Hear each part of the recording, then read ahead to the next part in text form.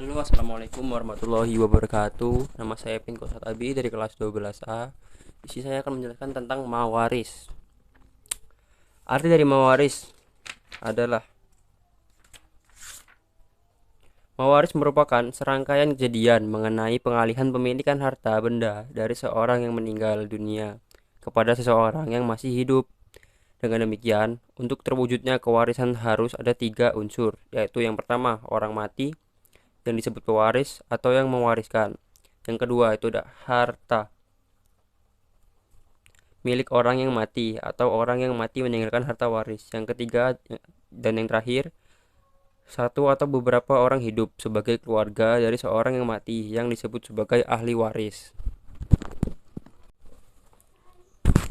Nah, di sini saya akan menjelaskan tentang dasar-dasar hukum waris. Yang pertama, jelas Al-Quran. Dalam Islam saling mewarisi di antara kaum muslimin hukumnya adalah wajib berdasarkan Al-Quran dan hadis Rasulullah. Banyak ayat Al-Quran yang mengisyaratkan tentang ketentuan pembagian harta warisan ini. Di antaranya firman Allah Subhanahu wa taala dalam Quran surah An-Nisa ayat 4.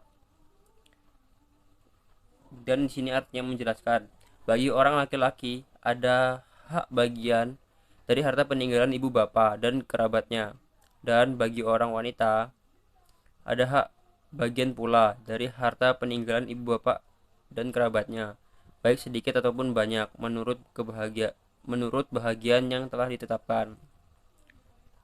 Yang kedua itu ada as-sunnah, hadis dari Ibnu Mas'ud berikut yang menjelaskan dari Ibnu Mas'ud katanya bersabda, Rasulullah Shallallahu Alaihi Wasallam, pelajarilah Al-Quran dan ajarkanlah ia kepada manusia, dan pelajarilah Al-Faraid Al-Faraid dan ajarkanlah ia kepada manusia.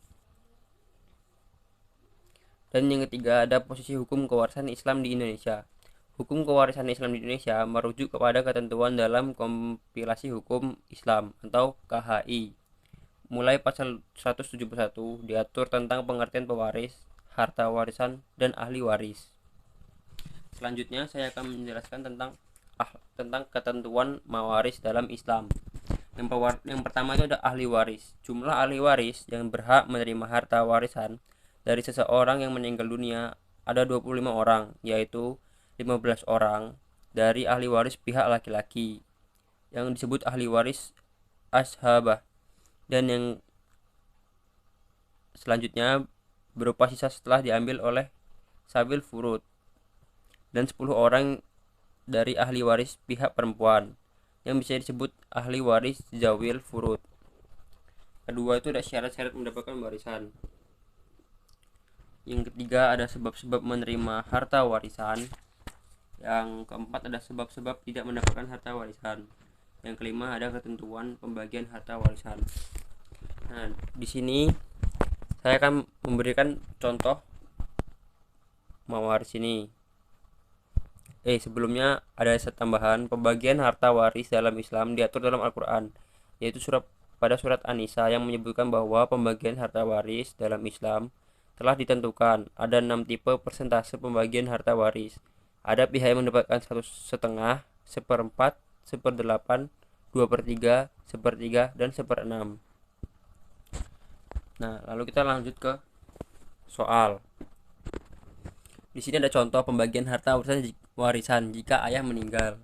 Nah, seorang ayah meninggal dunia dan meninggalkan warisan pada 3 orang anak laki-laki. Maka pembagiannya adalah tiap anak mendapatkan 1/3 warisan ayah, atau warisan ayah dibagi menjadi 3. Kemudian ketiga bagian tersebut dibagikan. Yang kedua ada contoh pembagian harta warisan ibu meninggal. Seorang ibu meninggal dunia dengan ahli waris seorang suami, seorang ibu, dan seorang anak laki-laki. Pembagian harta warisnya berarti suami akan mendapat 1/4 bagian, ibu akan mendapatkan 1/6 bagian, sedangkan anak laki-laki akan mendapatkan sisa dari warisan tersebut. Nah, itu saja yang dapat saya jelaskan tentang mawaris. Bila ada salah datang dari saya, bila ada kebenaran itu datangnya dari Allah. Sekian dari saya, terima kasih.